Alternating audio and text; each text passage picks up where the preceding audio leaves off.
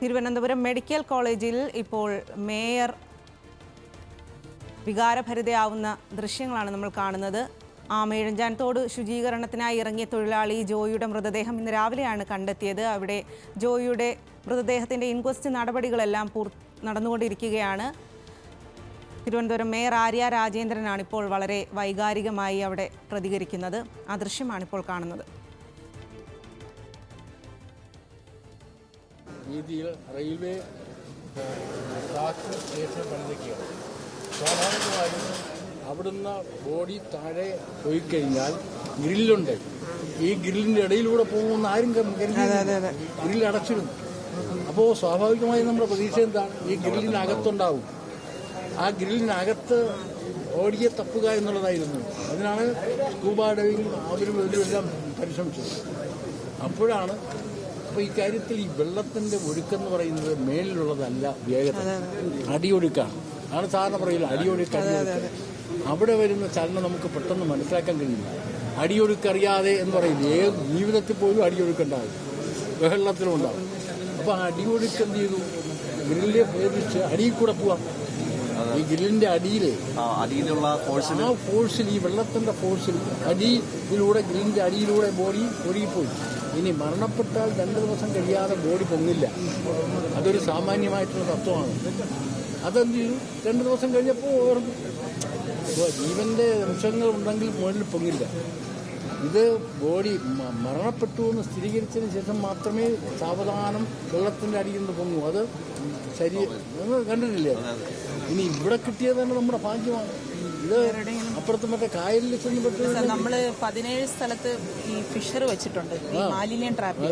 എന്നിട്ട് ഇന്നലെ രാത്രി നമ്മൾ ഈ ശക്തമായ ഒഴുക്ക് തുടരുമ്പോൾ തന്നെ നമ്മളെല്ലാ ഈ നഗരസഭാ പരിധിയിലുള്ള എല്ലാ വാർഡുകളിലെയും നമ്മുടെ തൊഴിലാളികൾക്ക് ഇൻഫർമേഷൻ നമ്മൾ കൊടുത്തു രാത്രി തന്നെ. കാരണം അവർക്ക് ഈ പ്രാദേശികമായി ഇത് വരുന്ന ഒഴുക്കിനെ പറ്റിയൊക്കെ അവർക്കറിയാം. അങ്ങനെ നമ്മുടെ 2 കണ്ടിജന്റ് സ്റ്റാഫാണ് രാവിലെ കാണുന്നത്. അപ്പൊ അവര് ഇന്നലെ രാത്രി മുതൽ തന്നെ ഫയർഫോഴ്സിന്റെ ടീം പരിശോധിക്കുന്നതിനോടൊപ്പം തന്നെ ഇവരും പരിശോധനയിലുണ്ടായിരുന്നു. അത് മാത്രമല്ല, ഒരു കോർപ്പറേഷൻ ജീവനക്കാരൻ പറഞ്ഞത് പഴവങ്ങാടിയിൽ ഒരു ഹോളുണ്ട് താഴോട്ട്. അവിടെ പെട്ടുപോയാൽ അതുണ്ട് എന്ന് അയാളാണ് പറയുന്നത്. അവർക്കറിയാം, അവർക്ക് ഇതിൽ എക്സ്പീരിയൻസ് ചെയ്തിട്ടുള്ള. അപ്പോൾ അയാൾ പറയുകയാണ്, അപ്പോൾ അങ്ങനെയാണെങ്കിൽ അതിനെ ചുറ്റിപ്പറ്റിയുള്ള പരിശോധന നടത്തണമെന്നുള്ളത്തേക്ക് എത്തി. ഇന്നലെ വൈകുന്നേരം അന്ന് ഇവർ മേയർ തന്നെ വിളിച്ചു കൂട്ടിയിട്ട് ഈ കാര്യങ്ങളെല്ലാം പറഞ്ഞു.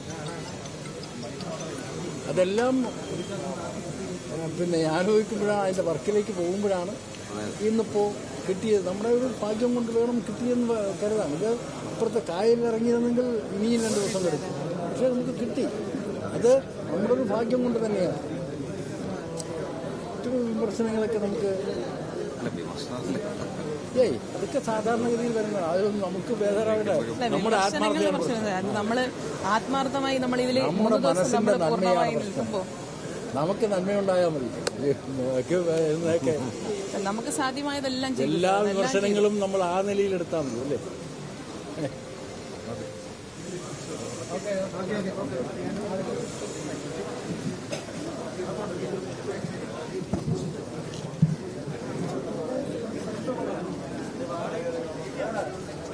ഇപ്പോൾ തിരുവനന്തപുരം മേയർ ആര്യ രാജേന്ദ്രനും ഒപ്പം പാറശാല MLA CK ഹരീന്ദ്രനുമാണ് മാധ്യമങ്ങളെ കണ്ട് സംസാരിച്ചത്. എന്തായിരുന്നു സംഭവിച്ചത് എന്നാണ് അവർ വ്യക്തമാക്കിയത്. മേയർ ആര്യ രാജേന്ദ്രൻ വിതുമ്പുന്നതും വളരെ വൈകാരികമായി പ്രതികരിക്കുന്നതും ദൃശ്യങ്ങളിൽ വ്യക്തമാണ്.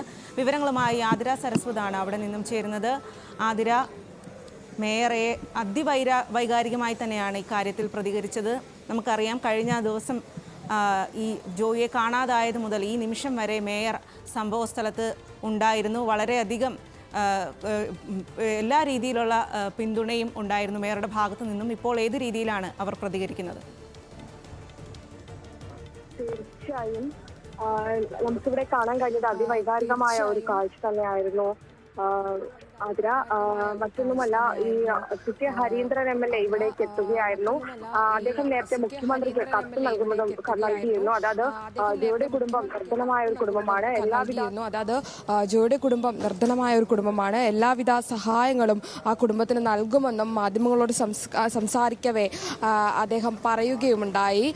എന്തായാലും നിലവിൽ സാധാരണ രീതിയിൽ ഇവിടെ നടന്ന പ്രശ്നങ്ങൾ കാര്യങ്ങളൊക്കെ വിവരിക്കുന്നതിനിടയിലാണ് മേയർ ഇത്തരത്തിൽ വൈകാരികമായ രീതിയിൽ പ്രതികരിച്ചത്. എല്ലാവിധ ശ്രമങ്ങളും നടത്തി, എല്ലാവിധ തങ്ങൾക്കാവാൻ ആവുന്നതിലും അപ്പുറം എല്ലാ ശ്രമങ്ങളും നടത്തി.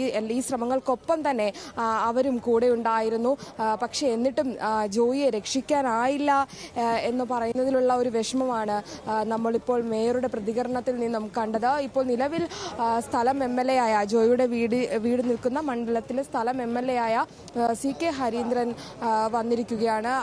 അദ്ദേഹത്തിനോടാണ് ഇപ്പോൾ മേയർ സംസാരിച്ചു കൊണ്ടിരിക്കുന്നത്. ഇനി ഇവിടെ ഇൻക്വസ്റ്റ് നടപടികൾ ഇപ്പോൾ പുരോഗമിക്കുന്നുണ്ട്. ഒരു മണിക്കൂറിനുള്ളിൽ തന്നെ ഇൻക്വസ്റ്റ് നടപടികൾ പുരോഗമിച്ചു കഴിയും.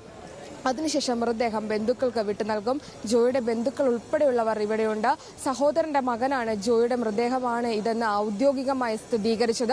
ഇതിനു മുമ്പ് ജോയിയോടൊപ്പം കഴിഞ്ഞ ദിവസം, അതായത് മെനഞ്ഞാന്ന് അപകടത്തിൽപ്പെടുന്ന സമയത്ത് ജോലി ചെയ്തിരുന്ന തൊഴിലാളികൾ ആദ്യം എത്തുകയും അവർ ഇത് ജോയിയാണെന്ന് സ്ഥിരീകരിക്കുകയും ചെയ്യുന്ന ഒരു സാഹചര്യം ഉണ്ടായിരുന്നു. പഴവങ്ങാടിയിൽ തകരപ്പറമ്പിൽ അടുത്തു നിന്നാണ് ഈ തിരച്ചിലൊക്കെ പുരോഗമിക്കുന്നതിനിടയിൽ ജോയിയെ കണ്ടെത്തിയത്. CK ഹരീന്ദ്രൻ MLA സംസാരിച്ചതുപോലെ തന്നെ പല തൊഴിലാളികളും തങ്ങളോട് സംസാരിച്ചപ്പോൾ ഇത്തരത്തിൽ പഴവങ്ങാടിയിൽ ഒരു മാൻഹോൾ ഉണ്ട്, അവിടെ പെട്ടുപോയി കഴിഞ്ഞാൽ ജീവൻ രക്ഷിക്കാനാകില്ല എന്ന തരത്തിലൊരു പ്രതികരണവും ഇപ്പോൾ നമ്മൾ കേട്ടിരുന്നു.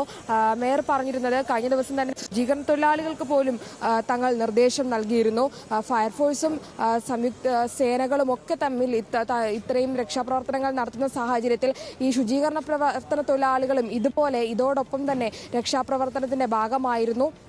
എവിടെയെങ്കിലും ഇത്തരം ഒരു സാഹചര്യത്തിൽ എന്തെങ്കിലും കണ്ടെത്തിയാൽ, അസ്വാഭാവികമായ എന്തെങ്കിലും കണ്ടെത്തിയാൽ ഉടൻ അറിയിക്കണമെന്ന് നിർദ്ദേശം നൽകിയിരുന്നു എന്നുൾപ്പെടെയുള്ള കാര്യങ്ങൾ മേയർ CK ഹരീന്ദ്രനോട് സംസാരിക്കുന്നതായിരുന്നു നമ്മൾ അല്പം മുമ്പ് കണ്ടത്. അതനുസരിച്ചാണ് ഇത്തരത്തിൽ രാവിലെ 4 ശുചീകരണ തൊഴിലാളികൾ ജോലിക്കിടയിൽ ഇത്തരത്തിൽ ജോയിയുടെ നിന്ന് സംശയിക്കുന്ന മൃതദേഹം ആദ്യം കണ്ടെത്തുകയും പിന്നീട് അത് സ്ഥിരീകരിക്കുന്ന ഒരു തലത്തിലേക്ക് വരികയും ഒക്കെ ചെയ്തത്. എങ്കിലും മേയറുടെ ഒരു അതിവൈകാരികമായ ഒരു പ്രതികരണം വളരെ വേദന തരുന്നത് തന്നെയാണ്. കാരണം നമ്മളെല്ലാവരും കഴിഞ്ഞ 3 ദിവസമായി ഇദ്ദേഹത്തിന്റെ ജീവന് വേണ്ടി അശ്രാന്തമായി പരിശ്രമിക്കുകയായിരുന്നു. ആ പരിശ്രമങ്ങളൊക്കെ തന്നെ വിഫലമായി പോകുന്ന ഒരു കാഴ്ചയായിരുന്നു.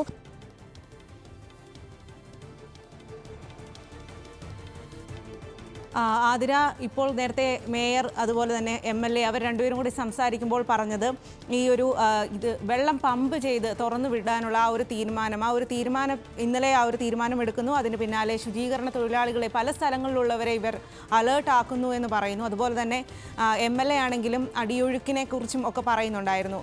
അവർ പറഞ്ഞത് എന്താണെന്ന് ഒന്ന് വ്യക്തമാക്കാമോ?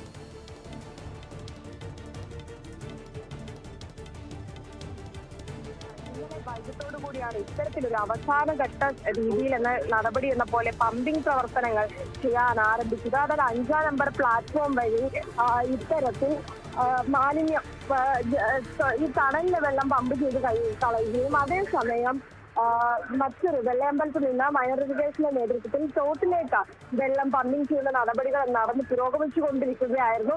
അതിനിടയിലായിരുന്നു 9:30 നാവിക സേന എത്തിയത്, നേവി അംഗങ്ങൾ എത്തിയത്. നേവി അംഗങ്ങൾ എത്തിയ ഉടൻ തന്നെ ഇത്തരത്തിലൊരു നിർദ്ദേശം വെക്കുകയായിരുന്നു. അതായത് ഈ പമ്പിംഗ് നടപടികൾ താൽക്കാലികമായി അവർ നിർത്തിവെക്കുകയും അവർ ആ സ്കെച്ചുകൾ പഠിക്കുകയും അത്തരത്തിലുള്ള രക്ഷാപ്രവർത്തനത്തിന്റെ സാധ്യതകളെ പറ്റി പഠിക്കുകയായിരുന്നു. ആ നിമിഷമാണ് മന്ത്രിമാർ ഉൾപ്പെടെയുള്ളവർ അവിടെ എത്തി ആ സംഘത്തോടൊപ്പം ചേർന്നത്. പിന്നീട് നമ്മൾ കണ്ടത് ഇന്ന് രാവിലെ 6:30 രക്ഷാദൌത്യം പുരോഗമിക്കണം എന്നൊരു കാഴ്ചയായിരുന്നു. നേരത്തെ മേയർ പറയുകയുണ്ടായി, അതാണ് ഞാൻ നേരത്തെയും സൂചിപ്പിച്ചത്. അതായത് ഈ ഫയർഫോഴ്സും സ്കൂബ ഡൈവേഴ്സും നാവികസേനയും ദുരന്ത നിവാരണ സേനയും ഒക്കെ ഒരു വശത്ത് തിരച്ചിലും പ്രവർത്തനങ്ങളും രക്ഷാദൌത്യവും ഊർജിതമാക്കുമ്പോൾ അതേപോലെ തന്നെ ശുചീകരണ പ്രവർത്തന തൊഴിലാളികളും ഇത്തരത്തിൽ രക്ഷാദൌത്യത്തിന്റെ ഭാഗമായി അതായത് മേയർ അവർക്ക് തന്നെ നിർദ്ദേശം നൽകിയിട്ടുണ്ടായിരുന്നു. ഇത്തരത്തിൽ അസ്വാഭാവികമായ എന്തെങ്കിലും കണ്ടാൽ താൻ അറിയിക്കണം, അധികൃതരെ അറിയിക്കണം എന്നൊരു നിർദ്ദേശം ഇവർക്ക് നൽകിയിരുന്നു എന്ന് തന്നെയാണ് MLA യോട് പറയുന്നത്. അത്തരത്തിലൊരു അറിയിപ്പ് നൽകിയത് കൊണ്ട് തന്നെയായിരിക്കാം ശുചീകരണ തൊഴിലാളികൾ ഇന്ന് ഇത്തരത്തിൽ ഒരു മൃതദേഹം കണ്ടപ്പോൾ ഇങ്ങനെ വിളിച്ചറിയിക്കുന്ന ഒരു സാഹചര്യം ഉണ്ടാവുകയും പിന്നീട് അത് ജോയിയുടേതാണെന്ന് സ്ഥിരീകരിക്കുന്ന ഒരു നിലയിലേക്ക് എത്തിയതുമൊക്കെ. ശരി ആതിര, എന്തായാലും ശനിയാഴ്ച ഏകദേശം 11 മണിയോടുകൂടിയാണ് ഈ ശുചീകരണ തൊഴിലാളിയായ ജോയിയെ ആമയിഴഞ്ചാൻ തോട്ടിൽ കാണാതാകുന്നത്. ഇപ്പോൾ ഇന്ന് തിങ്കളാഴ്ച ഏകദേശം അതേസമയം 72 മണിക്കൂറോളം പിന്നിട്ടിരിക്കുകയാണ് ഈ ഒരു രക്ഷാദൗത്യം. ഒടുവിൽ ജോയിയുടെ മൃതദേഹമാണ് കിട്ടിയത്. ഏറെ സങ്കടകരമായി തന്നെയാണ് നമ്മളത് പറയുന്നത്. മൃതദേഹമാണ് കിട്ടിയത്. വലിയ പ്രതീക്ഷയോട് കൂടിയിട്ടാണ് രക്ഷാപ്രവർത്തനം തുടങ്ങിയത്. അവസാനം അദ്ദേഹത്തിൻ്റെ ജീവനില്ലാത്ത ശരീരമാണ് കിട്ടിയത്. ഈ 3 ദിവസവും ഇപ്പോൾ മേയർ അതിവൈകാരികമായി അവിടെ പ്രതികരണം നടത്തുന്നുണ്ട്. മേയർ കരയുന്നുണ്ട്. അതിനോടൊപ്പം തന്നെ ഈ 3 ദിവസവും നമ്മളെല്ലാവരും വളരെ ആശങ്കയോടുകൂടി തന്നെ ആ ഒരു വാർത്ത റിപ്പോർട്ട് ചെയ്യുകയായിരുന്നു. നമ്മുടെ ടീം, ന്യൂസ് മലയാളത്തിൻ്റെ ടീം, റിപ്പോർട്ടർമാരെല്ലാം ഈ 3 ദിവസവും അവിടെ ഇതിനൊപ്പം തന്നെ നീങ്ങി, ഒപ്പം തന്നെ സഞ്ചരിച്ചു. എല്ലാ വാർത്തകളും ക്യാമറാമാൻമാർ അടക്കമുള്ള ആളുകൾ ഒപ്പം തന്നെ നീങ്ങുകയും ഒപ്പം തന്നെ സഞ്ചരിക്കുകയും ഏറ്റവും ആദ്യം അതിൻ്റെ ദൃശ്യങ്ങൾ പുറത്തേക്ക് കൊണ്ടുവരികയും എന്നാൽ വളരെയധികം അതിൽ സംയമനം പാലിച്ച് തന്നെ അവർക്ക് പിന്തുണ നൽകി തന്നെ നമ്മൾ ആ റിപ്പോർട്ടുകൾ പുറത്തേക്ക് എത്തിച്ചു. ഓരോ നിമിഷവും ഉണ്ടാകുന്ന ആ ഒരു ഡെവലപ്മെൻറ്റുകൾ, ആ ഒരു വികസനം, ഈ ഒരു വാർത്തയിൽ ഉണ്ടാകുന്ന കാര്യങ്ങളെല്ലാം നമ്മൾ കൃത്യം സമയം അത് പുറത്തേക്ക് എത്തിക്കുകയായിരുന്നു. ആതിരയും അഞ്ജുവും അനുരാഗും ചന്തുവും അടക്കമുള്ള റിപ്പോർട്ടർമാരും അവർക്കൊപ്പം ഉണ്ടായിരുന്ന ആ ക്യാമറ ദൃശ്യങ്ങൾ പകർത്തുന്ന ആളുകളും. കാരണം ഇത്തരം ദൃശ്യങ്ങൾ പുറത്തേക്ക് കൊണ്ടുവരുമ്പോൾ അതിൽ ചില ഫിൽറ്ററിങ്ങിൻ്റെയൊക്കെ ആവശ്യമുണ്ട്. അത്തരം ഫിൽറ്ററിങ്ങുകളൊക്കെ നടത്തി അതെല്ലാം പുറത്തേക്ക് കൃത്യമായി ജനങ്ങളിലേക്ക് എത്തിച്ചു.